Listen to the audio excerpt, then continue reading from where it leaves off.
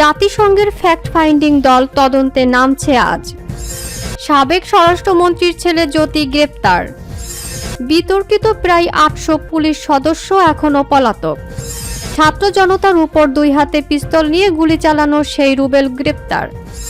এদিকে ৫০,০০০ কর্মীর পরিবার করুণ অবস্থায় আছে জানালেন আওয়ামী লীগ।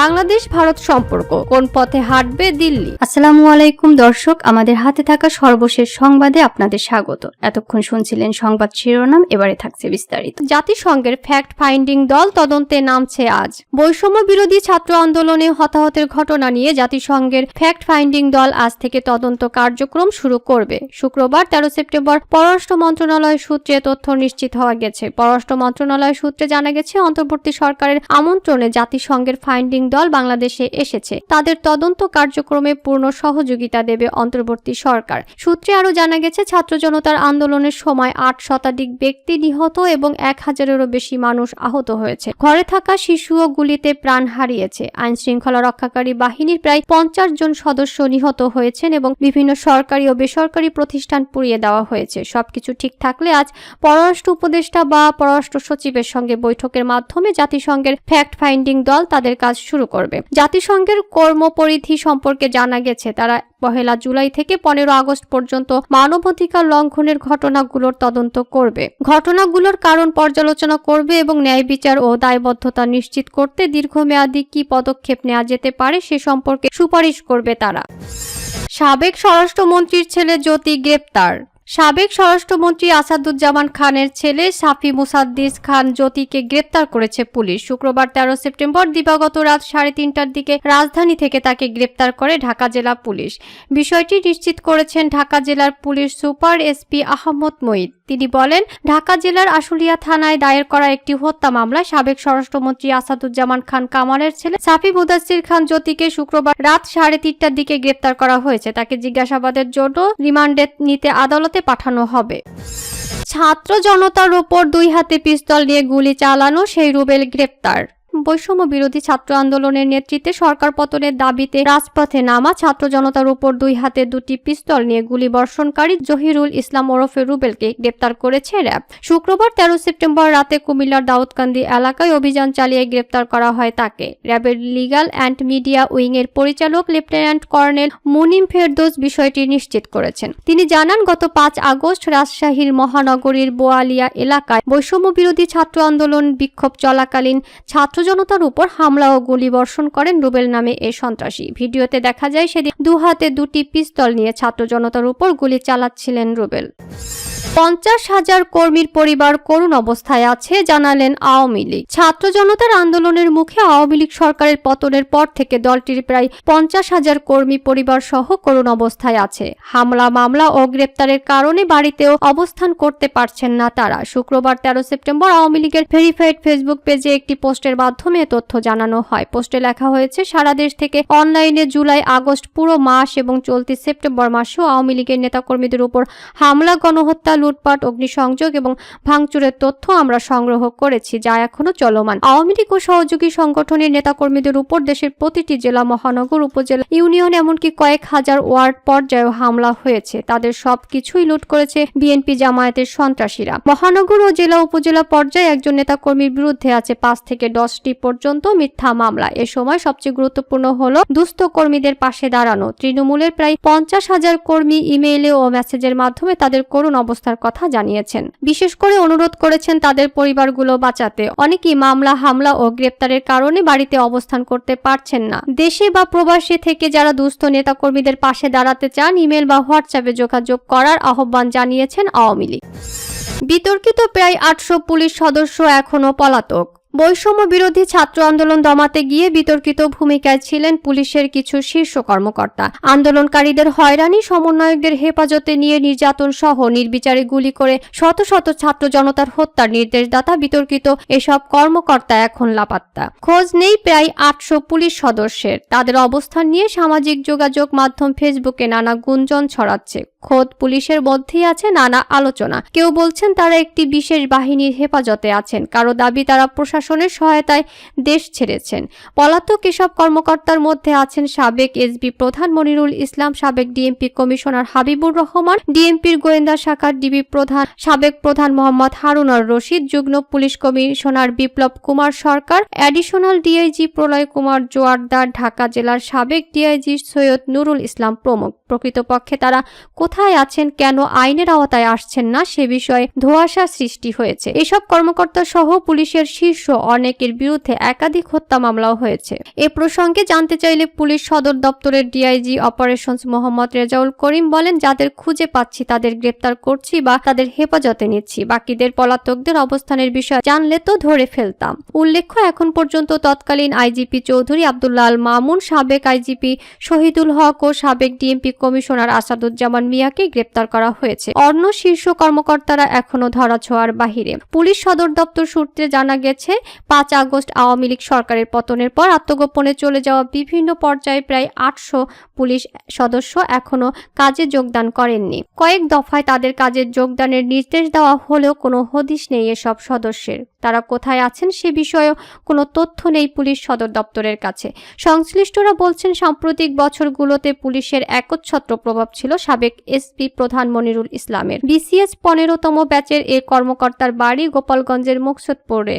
সাবেক প্রধানমন্ত্রী শেখ হাসিনার আস্থাভাজন হওয়ায় পুলিশে অঘোষিত ডন ছিলেন তিনি। তার কথার বাইরে কোনো সিদ্ধান্ত নিতে পারতেন না তৎকালীন আইজিপি আব্দুল্লাহ আল মামুন। অভিযোগ আছে, বৈষম্য বিরোধী আন্দোলন দমাতে পুলিশে কট্টর আওয়ামী লীগপন্থী কর্মকর্তাদের কথিত পুলিশ লীগ নিয়ে দফায় দফায় বৈঠক ও দিক নির্দেশনা দিতেন মনিরুল ইসলাম। 5 আগস্ট বিকালে পুলিশ সদর দপ্তর থেকে শীর্ষ যে কর্মকর্তাদেরকে হেলিকপ্টারে নিরাপদ স্থানে নেওয়া হয়, সেখানে ছিল মনিরুল ইসলামও। পরবর্তী সময় চাকরিচ্যুত হন তিনি। মনিরুলের বিরুদ্ধে অন্তত 20টি হত্যা মামলার তথ্য পাওয়া গেছে, কিন্তু এখনো তাকে আইনের আওতায় আনতে পারেনি আইন শৃঙ্খলা রক্ষাকারী বাহিনী। গুঞ্জন রয়েছে তিনি একটি বাহিনীর নজরদারিতেই আছেন। আবার এমনও শোনা যাচ্ছে তিনি দেশ ছেড়েছেন, তবে ঘটনার মাস পেরোলেও তার প্রকৃত অবস্থান জানা যায়নি। বৈষম্য বিরোধী ছাত্র জনতার আন্দোলন দমাতে সবচেয়ে বেশি সক্রিয় ছিলেন বিতর্কিত পুলিশ কর্মকর্তা ডিএমপি সাবেক ডিবি প্রধান হারুনার রশিদ। বিসিএস 20তম ব্যাচের কিশোরগঞ্জের মিঠামইনের বাসিন্দা হারুন নিজেকে সাবেক রাষ্ট্রপতির নাতি পরিচয় দিয়েছেন। হারুনের ভাতের হোটেল দেশব্যাপী বহুল সমালোচিত। এ কর্মকর্তা আন্দোলন দমাতে সমন্বয়কদের হেফাজতে নেওয়া বিএনপি জামায়াতের নেতাকর্মীদের গ্রেপ্তার নির্যাতনে অগ্রণী ভূমিকা পালন রাখেন। সূত্র বলছে, 5 আগস্ট পুলিশ সদর দপ্তর থেকে দেওয়াল টপকে বের হয়ে লাপাত্তা হন তিনি। তার অবস্থান নিয়ে বিভিন্ন সময় নানা গুঞ্জন রটেছে। তিনি হামলার শিকার হয়ে গুরুতর আহত অবস্থায় একটি বাহিনীর হাসপাতালে চিকিৎসাধীন আছেন, এমন তথ্য ছড়িয়ে পড়ে সামাজিক যোগাযোগ মাধ্যম ফেসবুকে। আবার তিনি সীমান্ত পাড়ি দিয়ে দেশ ছেড়েছেন এমন তথ্য ফেসবুকে ছড়িয়েছে। তার বিরুদ্ধে অন্তত 50টি হত্যা মামলা হয়েছে, কিন্তু তাকে এখনো গ্রেপ্তার করতে পারেনি আইন শৃঙ্খলা রক্ষাকারী বাহিনী। আন্দোলনে সবচেয়ে বেশি প্রাণহানি হয়েছে ঢাকা মহানগরে। ঢাকা মহানগর পুলিশের তৎকালীন কমিশনার হাবিবুর রহমানের নির্দেশেই ডিএমপির 8টি বিভাগে দায়িত্বরত পুলিশ সদস্যরা নির্বিচারে গুলি চালিয়েছেন। বিসিএস 17 ব্যাচের কর্মকর্তার বাড়ি গোপালগঞ্জ সদরে। 5 আগস্ট বিকালে তিনিও একটি বাহিনীর হেলিকপ্টারে পুলিশ সদর দপ্তর থেকে নিরাপদ স্থানে যান। এরপর থেকে তারও কোনো হদিশ নেই। এরই মধ্যে অর্ধশত হত্যা মামলার আসামি হয়েছেন তিনি, কিন্তু তাকে এখনো আইন শৃঙ্খলা রক্ষাকারী বাহিনী গ্রেপ্তার করতে পারেনি। ডিএমপির যুগ্ম কমিশনার বিপ্লব কুমার সরকারও ছাত্র জনতার আন্দোলন দমাতে কঠোর অবস্থান নেন। 21 ব্যাচের কর্মকর্তার বাড়ি কিশোরগঞ্জ সদরে। তিনি ছাত্র জীবনে ঢাকা বিশ্ববিদ্যালয়ের ছাত্রলীগের নেতা ছিলেন। ছাত্র জনতার আন্দোলন দমাতে তিনি মাঠ পুলিশকে ব্যাপক চাপ দেন বলে অভিযোগ আছে। পুলিশের কর্মকর্তাও 5 আগস্টের পর থেকে লাপাত্তা, তবে তিনি এরই মধ্যে দেশ ছেড়েছেন বলে গুঞ্জন রয়েছে। তার বিরুদ্ধে এখন পর্যন্ত 35টি হত্যা মামলা হওয়ার তথ্য পাওয়া গেছে। সাবেক সিটিটিসি প্রধান ডিআইজি মোহাম্মদ আসাদুজ্জামান জঙ্গি দমনে আলোচিত কর্মকর্তা। বিসিএস 18 ব্যাচের এ কর্মকর্তার বাড়ি মাদারীপুরের কালকিনিতে। আওয়ামী লীগের শেষ দিকে জামায়াতের অনেক নেতাকর্মীকে আটক করে জঙ্গি বলে চালিয়ে দেওয়ার অভিযোগ রয়েছে তার বিরুদ্ধে। ছাত্র জনতার আন্দোলন দমাতে সিটিটিসির একাধিক দল অভিযান চালানোর অভিযোগ রয়েছে। এ কর্মকর্তার বিরুদ্ধে অন্তত 5টি হত্যা মামলা রয়েছে, তবে তিনি এখনো ধরাছোঁয়ার বাইরে। এমন বিতর্কিত অন্তত 25 কর্মকর্তা এখনো লাপাত্তা। আন্দোলনের মুখে আওয়ামী লীগ সরকার পতনের পর এখন পর্যন্ত ডিএমপির 27 সদস্য পলাতক। এর মধ্যে 8 জন এএসপি থেকে ডিআইজি পদমর্যাদার কর্মকর্তা। ডিএমপির পলাতক এসব কর্মকর্তার তালিকা হয়েছে সপ্তাহখানেক আগে, তবে তাদের বিষয়ে করণীয় সম্পর্কে কোনো উদ্যোগ নেই ডিএমপির। বাংলাদেশ ভারত সম্পর্ক কোন পথে হাঁটবে দিল্লি? বাংলাদেশ ও ভারতের সম্পর্ক নিয়ে গণমাধ্যম এবং রাজনৈতিক মহলে করা আলোচনা অব্যাহত থাকলেও নীতি নির্ধারকদের দুই দেশের সম্পর্ককে নতুন আকার দিতে পথ খুঁজে বের করতে হবে বলে মনে করছেন বিশ্লেষকরা। 13 সেপ্টেম্বর দ্য উইক ম্যাগাজিনের একটি প্রতিবেদনে বলা হয়েছে, এটা সত্য যে বাংলাদেশের বর্তমান পরিস্থিতি ভারতের উত্তর পূর্বাঞ্চলে অন্যান্য দেশের তুলনায় একটি অসামঞ্জস্যপূর্ণ প্রভাব ফেলবে। শুধু নিরাপত্তার দৃষ্টিকোণ থেকে নয়, সামাজিক, রাজনৈতিক ও অর্থনৈতিক দৃষ্টিকোণ থেকেও এর প্রভাব গুরুত্ব বহন করে। এক্ষেত্রে বর্তমান পরিস্থিতির উপর আলোচনাটি প্রাসঙ্গিক। সম্প্রতি গণ-অভ্যুত্থানে বাংলাদেশের সাবেক প্রধানমন্ত্রী শেখ হাসিনা সরকারের পতন নিয়ে এ আলোচনা শুরু করা যাক। আলোচনাকে বাস্তবতার মধ্যে রাখতে কিছু বিদেশি তত্ত্বকে এড়িয়ে যাওয়া গুরুত্বপূর্ণ। বাংলাদেশ যে অভ্যুত্থান হয়েছে তা কি কোনো ডানপন্থী বা ইসলামপন্থী প্রতিবাদ ছিল যার মাধ্যমে ছাত্রদের প্রতিবাদকে ঢেকে রাখা হবে? বাংলাদেশের সার্বিক পরিস্থিতি বিবেচনা করে এবং স্থানীয় লোকজনদের সঙ্গে কথা বলে বোঝা যায় ছাত্রদের বিক্ষোভ ছিল হাইকোর্টের আদেশের বিরুদ্ধে, যেখানে মুক্তিযোদ্ধাদের উত্তরসূরিদের জন্য সরকারি চাকুরিতে 30% কোটা সংরক্ষণ করা হয়েছিল। সরকারি চাকরিতে এই কোটা পদ্ধতির সংস্কারের দাবিতে বিক্ষোভ করেছিলেন শিক্ষার্থীরা। তারা এর মাধ্যমে সরকারি চাকরিতে বৈষম্য দূর করার আওয়াজ তুলেছিলেন। তবে কথা সমানভাবে সত্য যে শিক্ষার্থীদের আন্দোলনে বাংলাদেশের বিরোধী দলগুলো যোগ দিয়েছিল। এক্ষেত্রে একটি প্রশ্ন ভেবে দেখতে হবে যে সাময়িক বা সার্বিক প্রেক্ষাপট যাই হোক না কেন, একটি দেশে শাসকের বিরুদ্ধে যখন বিক্ষোভ চলে আসে সেখানে কি বিরোধী কোনো রাজনৈতিক দলের অংশগ্রহণ স্বাভাবিক নয়? আসলে এটা যুক্তিসঙ্গত যে রাজনীতির সারমর্মই হলো সমাজের বিক্ষুব্ধ অংশগুলোর মধ্যে ফাটল সৃষ্টি করে। এই প্রেক্ষাপটে বাংলাদেশ জাতীয়তাবাদী দল বিএনপি বা তরুণ শিক্ষার্থীদের মধ্যে প্রতিবাদের ঢেউ জায়গাটাই স্বাভাবিক। ভারতীয় গণমাধ্যমও দাবি করে আসছে যে শেখ হাসিনাকে বিক্ষোভ মোকাবেলায় কার্যকর সহায়তা করতে ব্যর্থ হয়েছে ভারত। একটি বিষয়ে সাম্প্রতিক সময়ে বাংলাদেশি সামাজিক রাজনৈতিক দৃশ্যপটের প্রশংসা করতে হবে। বিক্ষোভের আগেও যেমন বাংলাদেশের জনগণের মধ্যে ভারত বিরোধী মনোভাব বেশ স্পষ্ট ছিল, ঠিক তেমনি এখনো বাংলাদেশে একই অবস্থা বিরাজ করছে। যখন ভূমিধসের মতো প্রাকৃতিক ঘটনায় সামাজিক যোগাযোগ মাধ্যমে ভারতের বহিরাগত গোয়েন্দা সংস্থাকে দায়ী করা হয়, তখন বুঝতে হবে সে বাংলাদেশে ভারত বিরোধীটা কতটা প্রকট। এটাও সত্য যে স্বার্থান্বেষী গোষ্ঠীগুলোর দ্বারা এই ভারত বিরোধী আখ্যান গড়ে তোলার প্রচেষ্টা চালানো হলেও ভারতের অভ্যন্তরীণ এবং বাহ্যিক নীতিও বাংলাদেশের মানুষের মনে ভারত বিরোধিতার জন্য সমানভাবে কাজ করেছে। এই বিষয়টি মাথায় রেখে প্রতিবাদ মোকাবেলায় বাংলাদেশের সাবেক সরকারকে সহায়তা করার জন্য ভারত মূল্যবান কিছু করতে পারত।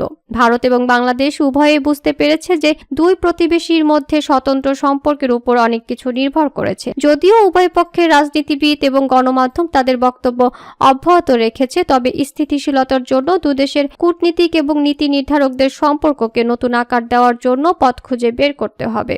এটি করতে গিয়ে ভারতের 4টি সমস্যার সম্মুখীন হতে হচ্ছে, যা সম্প্রতি society to harmonize ambition for responsible এনগেজমেন্টের SHARE বিশ্লেষণে প্রকাশ করা হয়েছে। প্রথম সমস্যা হচ্ছে শেখ হাসিনাকে যদি দিল্লি যতদিন খুশি ভারতে রাখার অনুমতি দেয় তাহলে নিঃসন্দেহে তা ঢাকার বর্তমান সরকার এবং বিশেষ করে শিক্ষার্থীদের বিরক্তির কারণ হবে। দ্বিতীয়ত, বাংলাদেশ নিরাপত্তার বিষয়ে আলোচনা করতে না চাইলেও শান্তি ও নিরাপত্তা ছাড়া অর্থনৈতিক উন্নয়ন যে অর্জিত হতে পারে না তা দেখানোর জন্য বহু উদাহরণ রয়েছে। তদুপরি ভারত বাংলাদেশের সম্পৃক্ততার মূল ভিত্তি যখন উভয় দেশের সম্পৃক্ততা, তখন ভারতকে মনে রাখতে হবে যে তাদের উত্তর পূর্বাঞ্চল অস্থিতিশীল করে তোলার জন্য ভারত বিরোধী উপাদানগুলো সক্রিয় হয়ে উঠতে পারে। সর্বশেষ যখন দিল্লি ঢাকার সঙ্গে একটি জাতীয় নীতি অনুসরণ করবে, সেটা যেন আগরতলা, আইজল, শীতপুর এবং শিলংকে কেন্দ্র করে নেওয়া হয়। এখন ভারতীয় গণমাধ্যম এবং রাজনীতিবিদরা যদি গলাবাজি বন্ধ করে তাহলে সেটা নিজ দেশের জন্য একটি মহান সেবা হতে পারে। এক্ষেত্রে এই পরিস্থিতিতে সঠিক নীতির জন্য বিকল্প বাস্তবিক বিষয়গুলো নিয়ে আলোচনা জারি করতে হবে। বাংলাদেশের রাজনীতির নতুন বাক উপলব্ধি এখন ভারত বিরোধিতা সমাধানের সঠিক জবাব। দিল্লি ঢাকার সঙ্গে তার সম্পর্ক করতে চাইলে গণভবন বা রাষ্ট্রীয় অতিথি ভবন যমুনার রাজনৈতিক অভিজাতদের সঙ্গে সম্পর্ক করলে চলবে না। এক্ষেত্রে দিল্লিকে অবশ্যই বাংলাদেশের জনগণের বিষয়ে মনোযোগী হতে হবে।